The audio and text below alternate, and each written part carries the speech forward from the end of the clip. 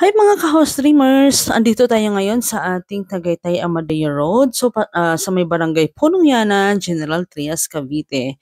Pasyalan po natin ngayon ang newest project of Axea, which is the Son to Rise project here in barangay Punong Yanan. Ayan, so ang ating pong project galing po doon sa highway, nakita niyo po yung signage doon na Winter Breeze, kakanan lang po tayo. At ang ating pong project is along highway lang po dito sa may barangay road nila.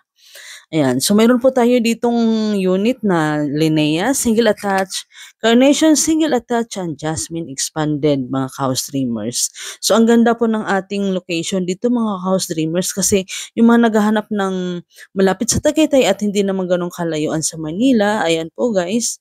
So, ang project natin dito guys is galing po doon sa sa highway is nasa left side lang po siya. Makikita niyo po mayroong banner po dito bandang kaliwa. So 10 minutes ride lang po siya, very near to coffee capital of Cavite, which is Amadeo. Then 20 minutes ride to beautiful scenery of Tagaytay City beside Eagle Ridge Golf and Residential Estates.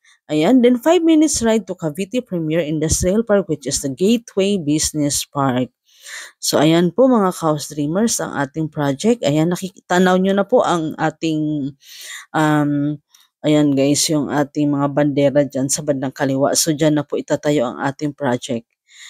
So, ayan. So, ang ating pong Carnation single attached mga house streamers is meron po itong typical area of 99 square meter and floor area of 66 square meter. So, ibig sabihin meron po siyang carport. Kasya po yung dalawang carport, mga house streamers. So, meron din po tayong Linnea single attach. So, yung floor area naman nating Linnea single attach is 77.25 mga house streamers. Ayan. So, yung lot area po niya is depende po. Meron tayong 100 square meter pataas. Provision for 3 bedrooms to toilet and bath. Then, with carport. For Carnation naman single attached mga house streamers. Yung floor area naman 66 square meter.